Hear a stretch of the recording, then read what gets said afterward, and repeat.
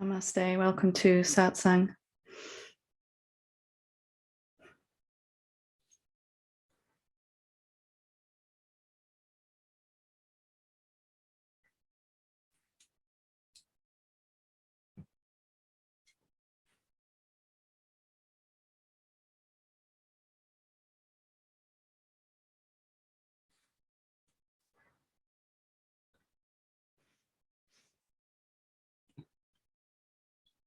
So today I wanted to talk a little bit about my own journey, my own sort of unfolding of my own recognition, my own process, deepening of seeings and understandings that kind of led to some vital breakthroughs in an attempt to kind of explore areas inside your own your own consciousness where you may be holding yourself back without realizing it. Only because I was doing the same thing do I kind of have an insight as to where that may be inside you. And I want to go right back to the very start, so to speak, of my conscious journey, at least to wake up, because it was going on for much longer before that, as I'm sure it's been the same for you. But once I started to recognize that I was looking for something, and then this word awakening and enlightenment started to come, non-duality came into my awareness much more often, then the whole thing began to quicken, and again, as I'm sure it is for everyone. And I want to start right from the beginning, in that I first recognized that there was something to recognize. And that might sound an obvious thing to say, but with that comes some set of assumptions that we all have as seekers, students, aspirants, whatever we want to call ourselves. And the first thing is that the first assumption was that I should be able to recognize the real self that I am. That the fact that I couldn't recognize it, couldn't seem to have an experience directly of what reality is, what I am, what everything is, was my own fault. And that if I just tried harder or tried to understand more, then tried to read more and listen to different teachers and all of that, that it would change. But all of this was working from the assumption that I should be able to recognize easily, or even at all recognize, that which is here all the time. And there were a couple of things that I was doing, that we all do, that got in the way of that recognition, because our awakening, first and foremost, is about seeing what we actually are, having an experience of it, and then that experience deepening and deepening until it becomes a constant thing, and then an effortless abidance as that recognition of it. But I came to recognize that if what we really are is here all the time, in all places, and never missing from anywhere, and I wasn't actually directly perceiving it right now in this moment, that it must be because either A, I don't know how to look for it, or B, I'm seeing it right now, but not valuing it, not recognizing the importance of it. When I began to understand that, I'm sharing that because that was fundamental for me. It helped me to stop blaming myself that I hadn't as yet had an experience of what reality actually is, because it starts as an experience. It comes and goes at first, a little glimpse or something, an insight, a moment where something different reveals itself. But when that something different revealed itself to me, it had been happening for a while and I hadn't noticed. In fact, it's happening right now, and we don't always know how to recognize what's true. So if you think about it even logically, if something is here all the time, so we can call it reality, we can call it our real self, we can call it awareness, noumenon, silence, stillness, whatever we want to call it, consciousness, etc. If it's here all the time and it's everywhere that is, and it's not able to be absent from anywhere, and that we're not experiencing it, recognizing it consciously right now, it must be because either we're doing something unknowingly, unconsciously, that's getting in the way of that recognition, or we might have seen it, be experiencing it, but not have recognized what that is. Just because your real self is the only thing that exists and it's the most important thing you'll ever recognize doesn't mean that you will immediately be immediately obvious when it presents itself. I had this idea that said, I'll know when I recognize the real self. I'll know it. And it really wasn't like that. It was, oh yeah, but I've been experiencing that for a while, but didn't recognize the importance of it. So when I first began to get this, a lot of blocks fell away. Firstly, if what we really are is not a thing at all, but that which is everywhere, in which all things appear to be, how can we possibly recognize it if only training we've ever had is to recognize the things, the coming and goingness? And again, I'm saying this because when I began to get this, and that Satsang is really like a school to begin to learn to recognize that which is not a thing, and that nowhere else in our life ever, other than Satsang and a kind of a non-dual path and teaching, would we get this kind of training. And yet all of us, every single person I've met, myself included, have been functioning from this assumption, unknowingly, of course, that I should know how to recognize stillness or silence or consciousness. And contrasting that against everything I've been taught and trained how to do, my well-established habits are to notice what I'm aware of, what I'm conscious of, to notice the movement and ignore the stillness, to hear the sounds of external sounds and the internal sounds of thought, and to completely ignore the silence that they're happening in. To walk into a room, notice the objects in the room, and completely ignore the empty, silent field in which they're appearing. And I'm kind of spending a bit of time on this because if you can see that that's how we all come to Satsang, then maybe a little bit of forgiveness, a little bit of self-love will begin to emerge in you, that if nobody has taught you how to do this, then how can you expect yourself to know? And how can you blame yourself if you're not currently having a deep insight into what you really are?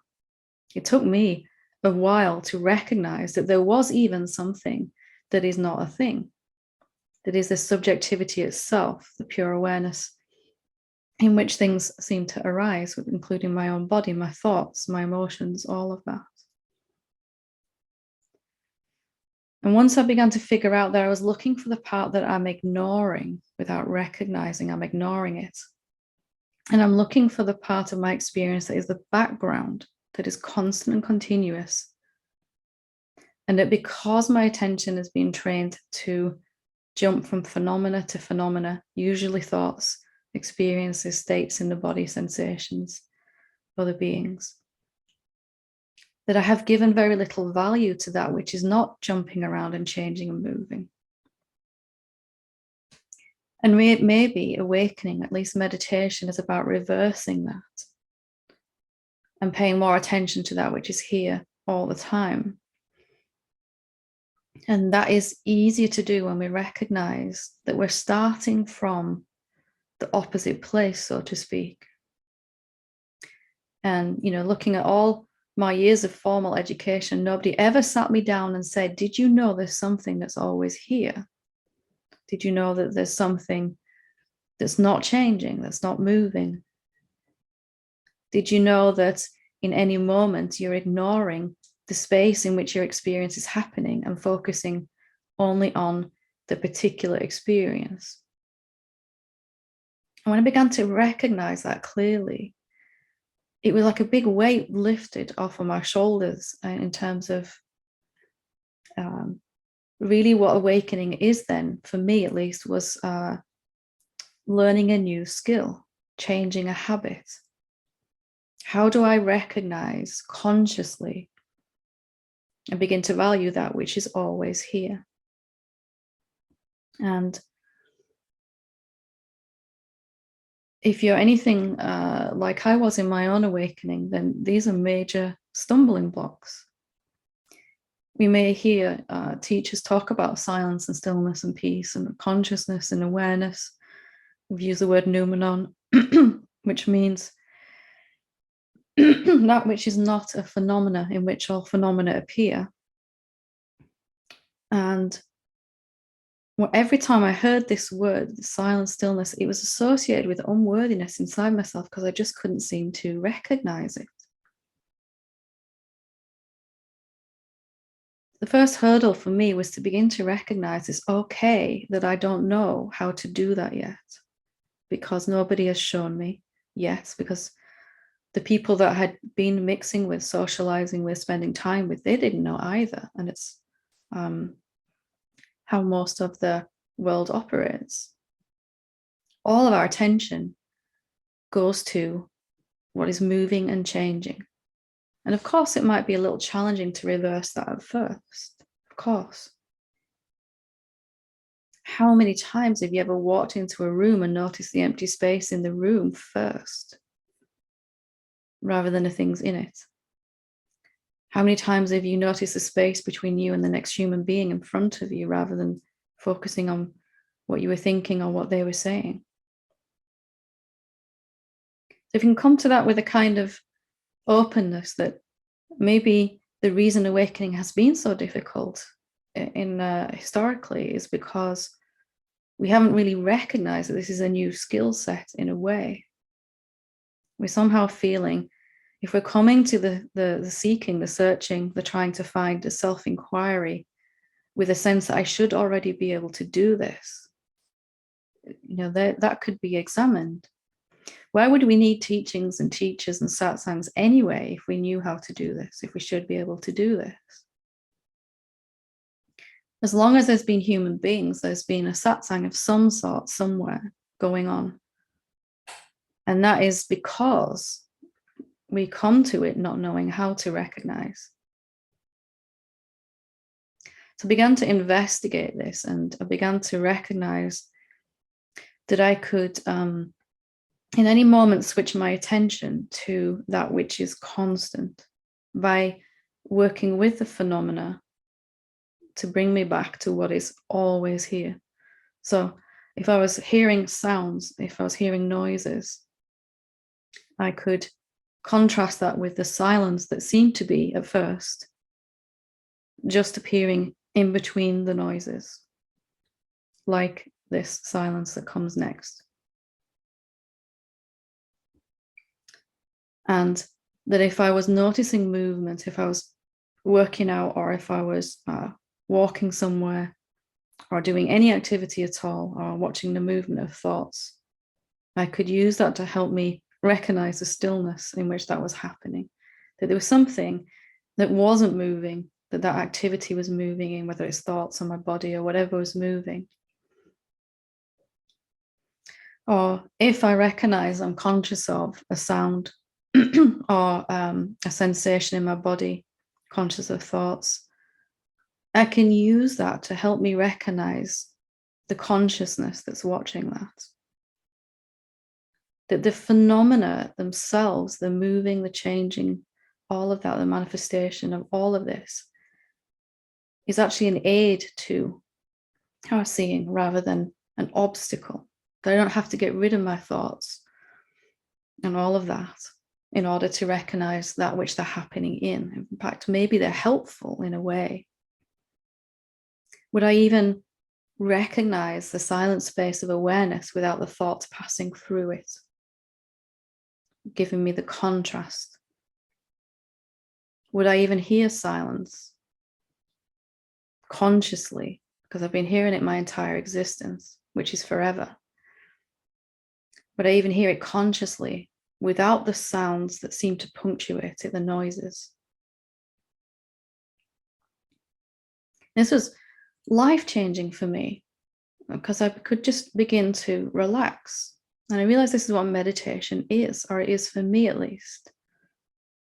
And noticing of whichever way phenomena are appearing, and noticing the noumenon that's noticing. So there's a dog barking outside.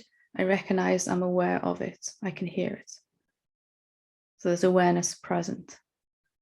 I'm conscious of some uncomfortable feeling in my body.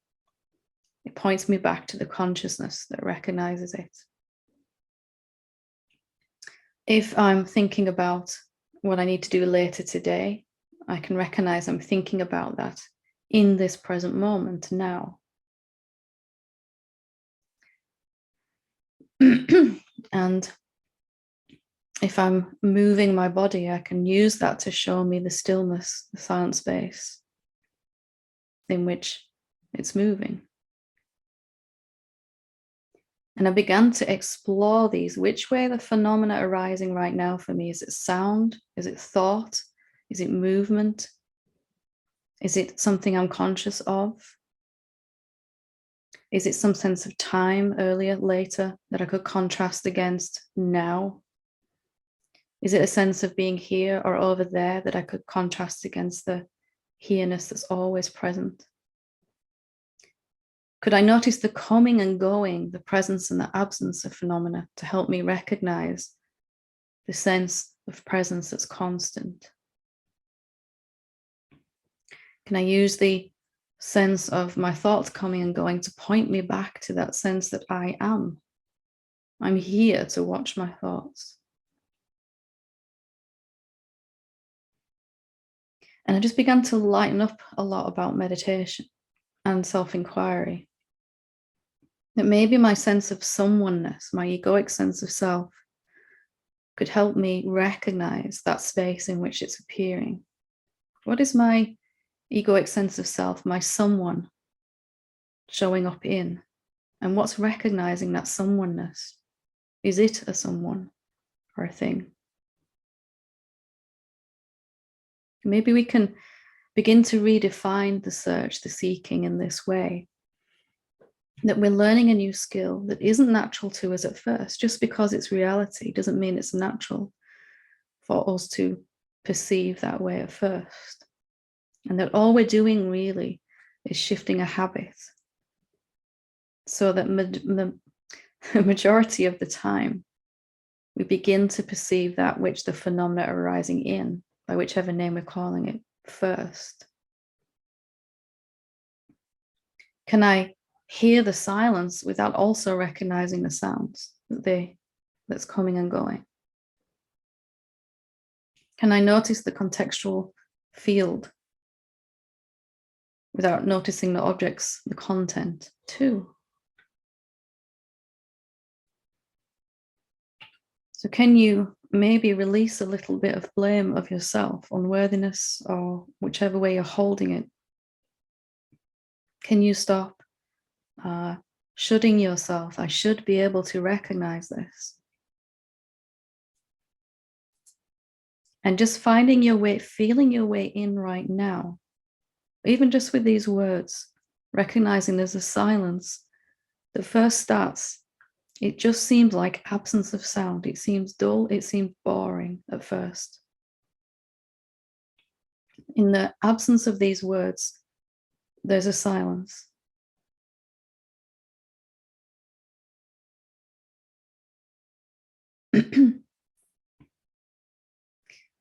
And as I began to listen to silence, that was my favorite way at first. I began to hear it more and more. I began to recognize it was always here. And I'd spent my entire existence tuning it out somehow because I was only listening to the coming and goingness of it, of all of this, as we all do, of course. And then when I couldn't seem to hear the silence, I would begin to look for another way in, another way. I was aware of the fact I couldn't hear the silence. So there's the awareness. There's the same noumenon showing up this time as awareness rather than silence. They're the same thing, of course. Noumenon, awareness, consciousness, nowness, here-ness, presence, I amness, existence. They're all synonyms for the same thing, which is reality, your own self with a capital S. But maybe one of those words helps you to find a way back in when you feel you can't. When I can't notice the stillness, it seems to have, I can't rest as a stillness, it seems to have gone in that moment. I'm only noticing the agitation of thoughts and things like that in that moment.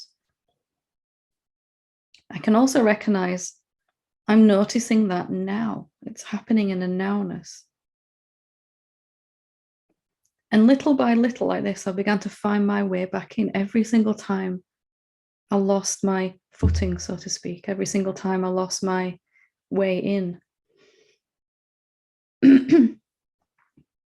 And this had a major effect that I really want to share with you, that I hope will be unfolding for you also.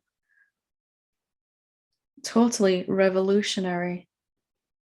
The understanding began to blossom in me that maybe reality is showing up in a different way every moment for me. Yes, I might find it easier, more natural to listen to silence than to be conscious of my consciousness. Maybe I might have my favorite ways, but that it serves me, it behooves me to kind of have all these ways in for the times when my mind was saying, you've lost it, it's gone. I could say, well, actually, I haven't lost it. It's just showing up now this way, showing up this way. Like it was playing hide and seek with me. It's not different to me, but for want of explanation. So how is it showing up for you now? Is it showing itself as awareness, as silence? Can you be conscious of this now moment that we're all gathered in? Can you notice a sense of stillness? Recognizing that you are present right now. There is a presence here that is you.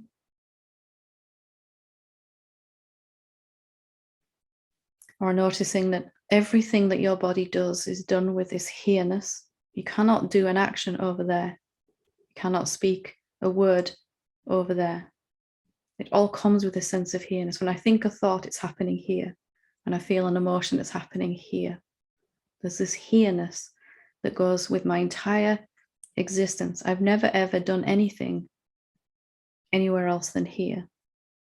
Even my epiphanies and my words and everything are coming inside this sense of being here. I'm here. And these are just some of the ways I found to kind of come to a point where I could no longer believe this thought that I couldn't recognize what I really am.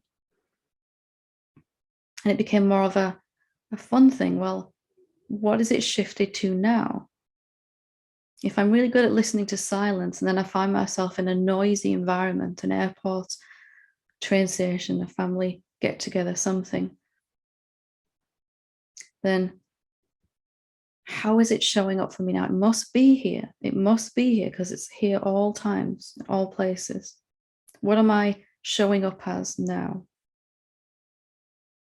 Oh, I can recognize that all of these bodies, all this activity is happening inside some silent space, some field, a contextual field, which is the background to every experience. All of this that's going on inside is the content, the objectivity, the phenomena. I just kept doing this over and over until there was never a moment when I wanted to find the noumenon, the real self, that I felt I couldn't. And that gave me such confidence because I could no longer believe this thought that used to torment me that I can't do this. It's not going to happen. This awakening thing is never going to happen. It became more of a, how is it happening for me right now? How am I recognizing it? I began to fall in love with that and in love with discovering how it's showing up for me right now. And then I wanted to do it more and more. And I found I could do it while I was doing all kinds of body activities. And eventually, even while I'm working, even while I'm eating, even while I'm driving, eventually I could do it all the time. And then this epiphany happened that, of course, I can do it at any time because I'm not the body.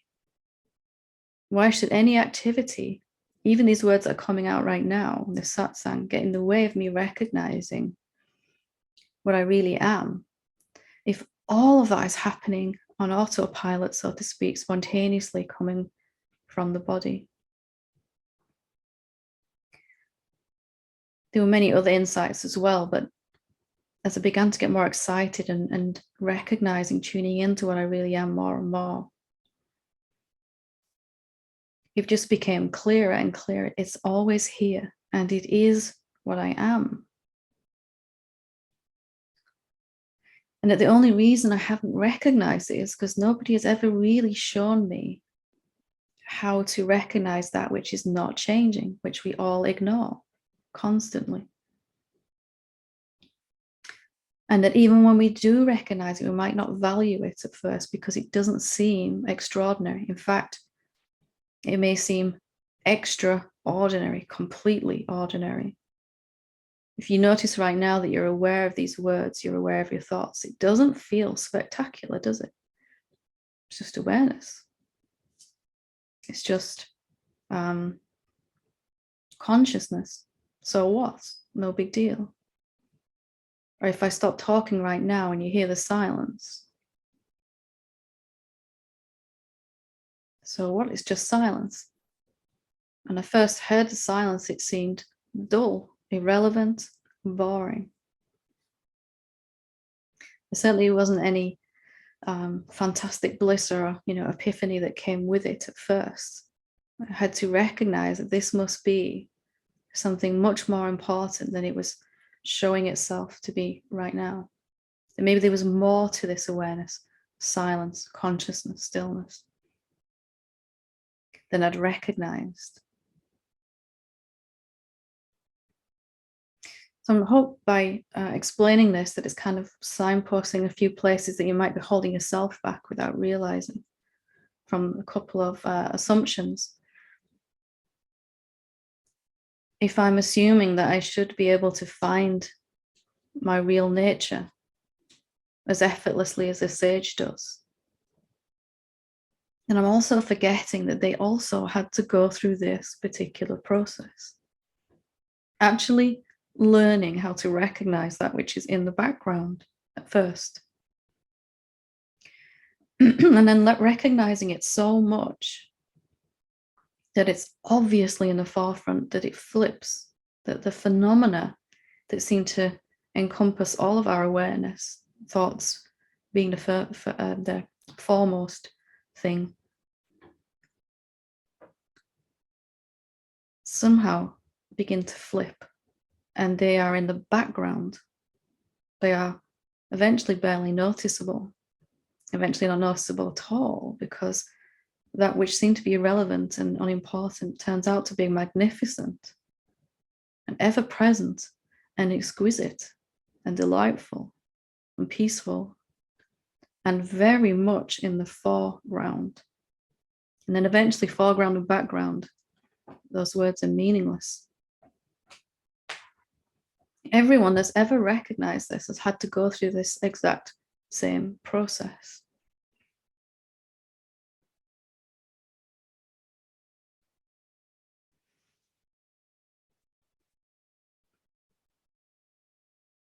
So how is it showing up for you now? And, there's 14 different ways in the Dissolving the Ego book, different names. I did read the book and we recorded it, and it's on YouTube on a playlist on my channel if you want to use those 14 different doorways, we've called them, into the self, some of which you already are probably very familiar with: awareness, silence, stillness, all of that consciousness. What's your favorite way? What's your way that's most accessible? And can you add another way to that today? And that actually feels quite enlightening in itself, to find another way in, so to speak. To feel less and less able to believe the idea that you might never awaken. And to actually be experiencing that it's happening right now, because I'm finding the assumptions that have kept me from this. Firstly, that I should be able to already do this.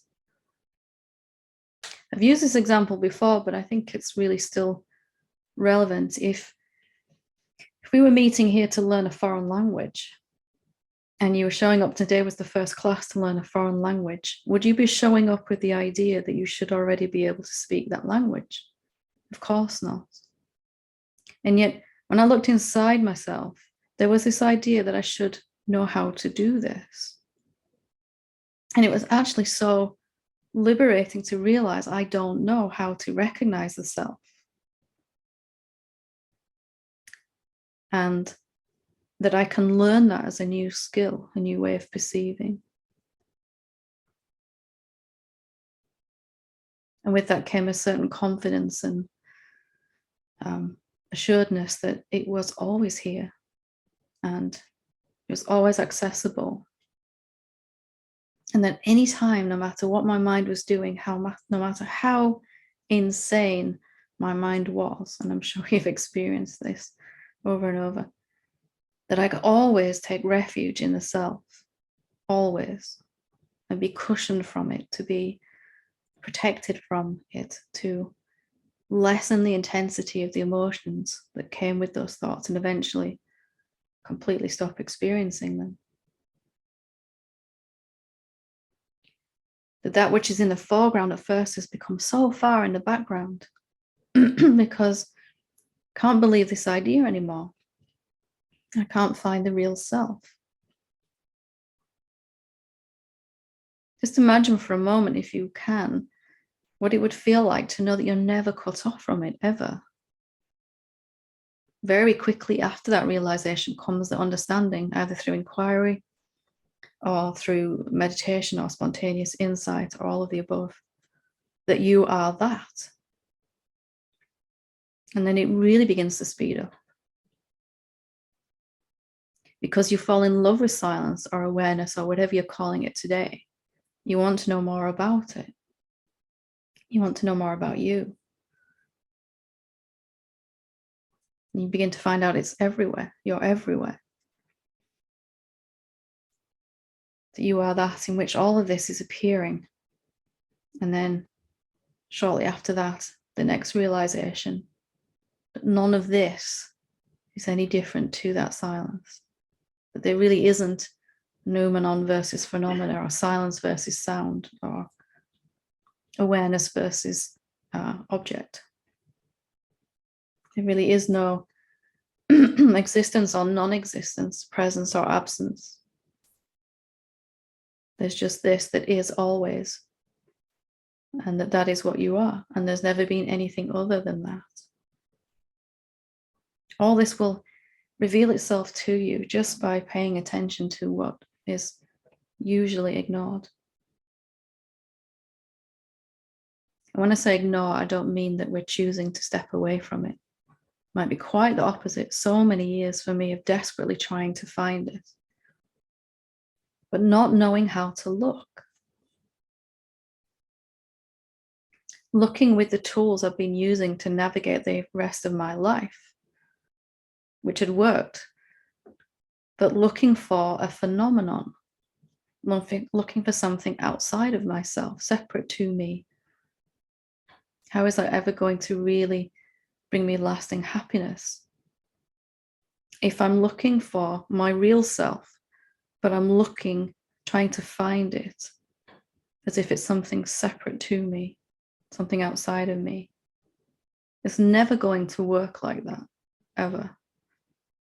And yet I tried for so many years until I realized what was going on.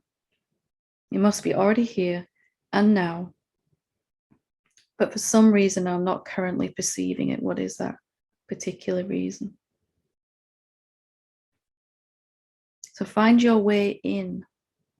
And when you find a way in, find another way, and then another way, and then another way, and then another way. until you're so supremely confident that you can never be cut off from it, or you can never not be experiencing it, that you're always in a spontaneous conscious recognition of what you already are, what is already here. That you begin to lose interest in thoughts because they can't really tell you anything about yourself. And actually, they can't really tell you anything about anything because they're based, the whole mind structure is based on several false assumptions. Firstly, that you are separate to everything and everyone else. And also that all of these objects that seem to be here are really actual, real, separate things that have arisen out of the self. Everything that our mind is talking about is based on those two assumptions. And they'll just begin to reveal themselves to you that they're not true.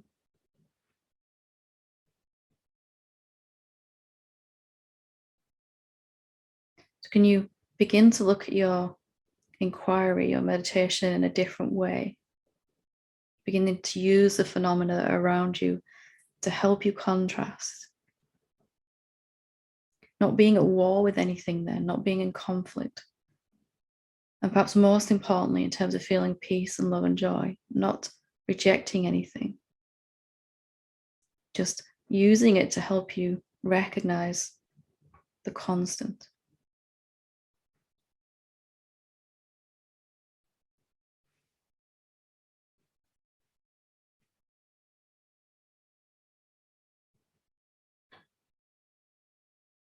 I kind of felt moved to speak about this today because this is a stage that took me a very long time in my own awakening. And, I know that it's sometimes another difficult stage for a lot of beings that I come across. So just starting by telling the truth, that I don't know how to recognize what I really am. And I'm not supposed to know. Nobody's ever shown me how to find something that's always here. And perhaps I haven't recognized how important that really is anyway. That I might currently already be experiencing it as awareness, as silence, as stillness, and not noticing, not valuing.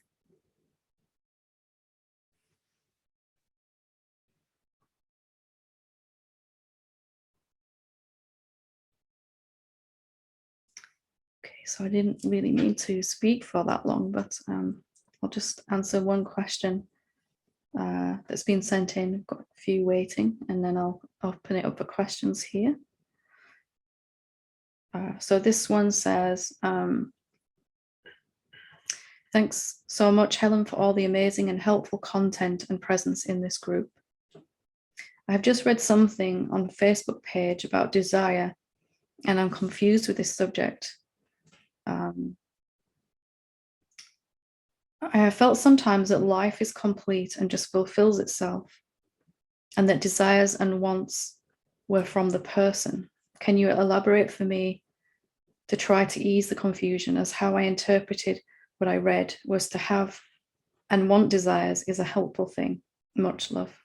So this is a subject that was massively misunderstood by me, is desires in general.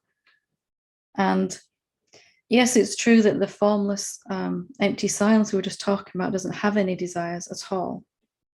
It doesn't have any need for anything or want for anything. The stillness in which the thoughts are moving, the awareness, doesn't have anything like that. And that's true. And also that silence, that stillness, that consciousness is showing up as a human being, showing up as all of this manifestation. And as a human being, it will have desires, it will have things that we want. So maybe we can shift our definition to where those desires are coming from. It's not necessarily that they're coming from the person, but maybe they're coming from the manifestation as a whole. If there's no separate being, could they ever have been coming? Was there ever a separate being that had a desire, or was it manifestation as a whole that was wanting something, showing up as a human being in order to make that occur? The very desire for awakening or liberation is coming from the self. There is no way a separate being would want, even, or an egoic sense of self would want to wake up. It's already coming from the self. And so are all desires, really. They're just allowed, these desires are expressing themselves in an ever more expansive way as we recognize what we are clearer. So I might start out thinking, I want something for me here. But that desire will reveal itself to be something completely different as I recognize what I actually am. If I am everywhere and I want something, then it's really that everywhereness that's wanting something, isn't it? I began to understand this. I began to work with the desires I was feeling in my humanness, in my human beingness. I began to understand that that's the way that this manifestation expands. It's expanding constantly anyway, but it's taken a shape as a human being to allow the desires to unfold and to come into fruition. So it's not really from the person. The person never really existed. The person is just a bunch of thoughts, a separate being. Did it have any desires anyway, if it's not actually a real thing? Mustn't they have always been the desires of the self, capital S, but dampened down maybe into something that looks selfish, self-centered, whatever we want to call it? There really isn't an ego or a self. It's the same thing, one appearing in its unlimited form, the other appearing in its limited expression. So I hope that helps. Hopefully. We'll take some questions. So Gabrielle, yeah, whenever you're ready. Thanks, Helen. I just wanted to say thanks. That was my question. Oh, lovely. Perfect. And yeah, the satsang's really helpful. So this thing about desire, it is getting clearer, I think, as a deeper integration, because it used to feel like I was the single person. Then it felt like I was everything for quite a long time. Yeah. So I didn't understand how a person could operate if I was everything and it's all fulfilled. And it does seem like the merging now, it's almost like it went from one to the whole to now. That's necessary, isn't it? I have to kind of get away from my someoneness in order to recognize my everywhereness. Yeah. But then even that eventually won't feel complete because I'm excluding how I'm currently appearing as a human being. And that has to be re-embraced. That's really just, I've been pondering that this week. So, because I do get tripped up. So there are a lot of times when there's not a sense of the allness or the meanness. It's just is. Yeah, life just is. There's thought-free happening and it's very spontaneous, but it's not like that all the time. And the thing that trips me up is deep emotions that I think I've rejected in the past for the allness. And then I'm trying to figure out what to do with these emotions. And then I've just realized, listening to you today, actually, I don't need to do anything with the emotions. They can surge through or do something, but doesn't seem to be now my job. I've been What would the silence do with them? Yeah. What would the feel do with them? It would just let them be. Job. Yeah. Yeah, it would let them be. So that's really helpful actually now to think, oh God, I haven't really got that job to do anymore. They're quite powerful when they come up, particularly or because we've rejected them for so long. It's like holding that ball underwater, and when you stop doing that, they kind of sometimes, and it's a natural part of the process. We've had to move away from all of that because our attention was so that this is all I am this separate being, and then it sort of, no, I'm not that, I am this instead, this allness. But then the fullest definition of allness becomes, I am also that, appearing as that human being. Yeah. And that's really helped. On one thing I asked you a while ago was, well, it's linked into desire, but I've had for a long time, what's the point of I've had it since I was tiny, this human form. I always think I remained quite a lot in the non-human and expression. And so I've often thought, since that awakening, well, my job's done. Why even bother with this life? That thing. And it's been really hard to let that go. Like, what is the point anyway? But now I'm seeing more and more that as it comes together, and I'm not rejecting the self, and there's the emotions, or if I'm not rejecting them, then of course there's amazing point to be here.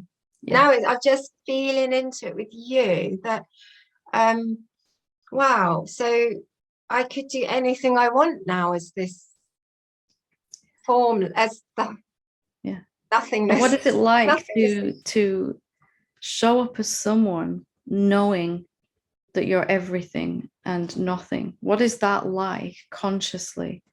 So it's kind of a beginning, isn't it? It's a beginning here of, sometimes I might feel more like someone, sometimes I might feel more like nothing at all. Sometimes I might feel like everything. And I don't have to decide. I don't even recognize that they're different anymore. They're just different ways I can show up. Yeah. And I love that. And I'm embracing whichever way I'm showing up. I don't want to reject anything anymore. Yes, that's the key, I think, not to go for one or the other, or no, it's necessary at first, isn't it, to kind of discern not this, not that, so I can get a fuller, wider picture. But eventually that has to go back on itself. Also this, also that, also this emotion, also that thought. And the other thing, just very quickly, I've really noticed this week actually, or maybe the last couple of weeks, is this whole facade that being a nice person, you know, that one. I'm a nice person. I'm really empathic. I listen. That's really dropped away a lot. And I was thinking, wow, I don't think I am such a nice person. I'm not such a, even with builders in my flat, I'd go out and make them a cup of tea and be this lovely person. Actually, I couldn't be bothered this morning. And it felt much more real. It's quite strange though. It's authentic, isn't it? I'd rather be authentic than trying to be someone or something. And it'll balance out. Eventually it'll balance out. So the nicer qualities of that nice person will stay. But they will feel good and they'll feel authentic when you do them. When they appear. You know, strange at first. Because it's we've all identified as being a spiritual person, being a seeker, as being a good person, whatever it is we've identified as, and then eventually you realize that's just a great big mask I put on every single day, and I don't. It felt really heavy. Yeah, exactly. Anyway, that's amazing. Thank you so much, Helen. Good, wonderful. Thank you. Lovely. Yeah. Would anyone else like to ask a question or to share something?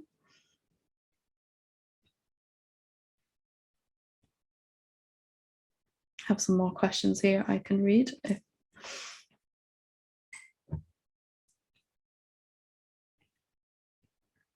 Okay, I will read another question before we finish. Okay, so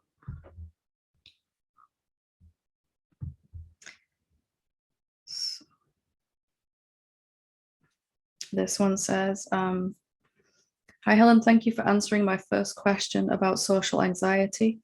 It did help, but I've been a bit lost since the awakening began.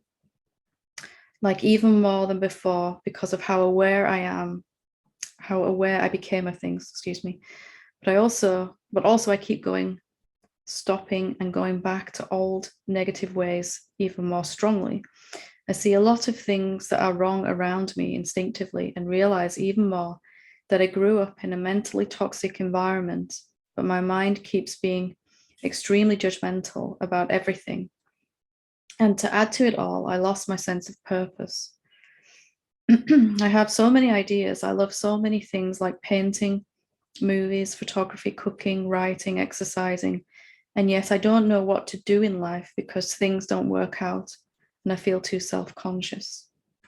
I don't feel good anymore. Like instead of being more present and loving, I became more alone, desolate, and unloving. And dealing with anxiety, I am losing everyone around me. Friends don't answer my calls. Girls don't want to be in a relationship with me, and my family don't really appreciate me. Like I don't know what to do anymore. I start to think that I have a mental or physical problem. Your teachings are helping me a lot around this time, even if my lostness keeps increasing. Much love. So let me start by saying, to a certain extent, this is everybody's experience during awakening, the process.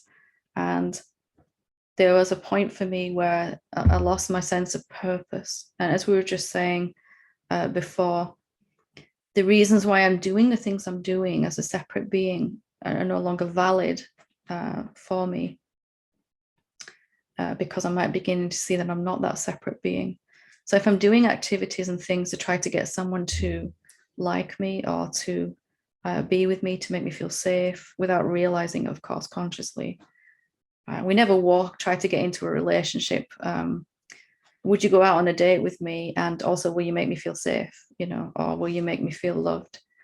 But we're all kind of doing that. Will you approve of me? Will you appreciate me? Will you like me? Will you help me feel better about myself? All of these are motivations that are going on for the reason that we're doing everything in our life. and that list that you mentioned here, photography, movies, painting, cooking, writing, exercising. When I looked at my life as a separate being, everything that I was doing was getting done for a reason, and that was to feel better in some way, to be a better person, but to be a better person so that I felt better in myself. When all that began to fall away, when I began to recognize what I really am, then there was a purposeless stage, for want of a better phrase, where the motivation for doing those things had dropped away and I didn't want to engage in them. At the same time, my outer world was falling apart, much as you mentioned here, falling apart in a spectacular way. And it was a very hard time in my awakening, not understanding why it was happening. So the first part, purposeless feeling, no direction, feeling lost, as you said here, is really only because the motivation, the reason for doing things is no longer valid. Now you have to find a new motivation. So what would the real self do? What would the permanent awareness, the pure awareness do in this moment with this being that I'm talking to right now, or in this place that I find myself in? What would the pure loving awareness want to do? What purpose would it have here? That kind of question can really help you through this middle stage, this no man's land of kind of lost my egoic motivations and I don't really know how to move forward. And your outer world, your experience with, relationships, friends, all of that is going to be, because you're not really a separate being in one place, you're actually everywhere. So these other beings in your life are actually showing you what you think about yourself. They're reflecting back to you what you're thinking about yourself, not on a conscious level, or maybe on a conscious level as well. But if people don't want to be around you for whatever reason, in whatever type of relationship, whether it's a friendship or romantic, then I'd suggest looking at, do you want to be around you? Do you want to spend time with you? It might sound like a crazy thing to say because you're always with you, but do you enjoy being with yourself? Do you value yourself? Do you love yourself? Can you love yourself a little bit more? Can you appreciate how far you've come on this pathway? How can anyone else want to be in a relationship with you if you don't want to be with you? If somehow, unknowingly maybe, you are rejecting your very own nature, your own self. I had to look at this myself. I recognize, I am the infinite space of awareness. I am the divine love. I am whatever you want to call it. And yet I wouldn't love my own mind and body. I wouldn't. It should be different. I'm still rejecting it. It's not how it's supposed to be yet. So mustn't love start with our own self? Whatever I'm wanting from that relationship anyway has to come from my own self first. The relationship can only mirror how I'm already feeling. So if I don't like myself, approve of myself, can I expect anything else from anyone else if those others don't really exist? Are they they don't even have a choice of how they interact with me. They're taking their lead from me because they are me. So can I begin to love and appreciate myself more? And that's where I'd start for you with this. Do you actually like yourself? And when I looked at this question, I found amazingly the answer was no, I don't like myself. I don't approve of myself. I don't love myself. All of that. Had to turn that around. Had to begin to see what was already right here. Seen so many people that love the entire planet, the universe, love every other human being on a spiritual level at least, even if you wouldn't choose to be with that person if they're behaving in a way that's less than loving. They love everything and everyone except their own self. And would the self, capital S, reject anything from that love? And what happens when you turn that inside out? Can I like myself a little bit more today? Can I be a little bit more of my own best friend first? Can I be my own biggest fan first? Just because it's what all of humanity does, is negative to their own self. Self-negating, self-hating, self-rejecting doesn't mean we all have to keep doing it. I'm on a bit of a rant there, so hopefully that's given you some tools to start. The social anxiety as well. When you begin to like yourself, you won't really care what others think of you. And ironically, they'll really like you then anyway. From that place where you don't need anything from anyone because it's so full in here, it actually starts to flow outwards. You can begin to give what others are seeking: approval, recognition, love, all of that, respect. Then it's a very different experience. So let me just double check that I answered your question.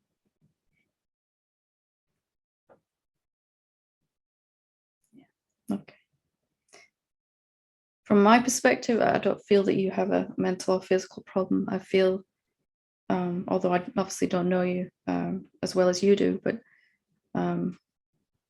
this is a very normal stage in our awakening, very normal. Doesn't mean it's pleasant, doesn't mean it's fun.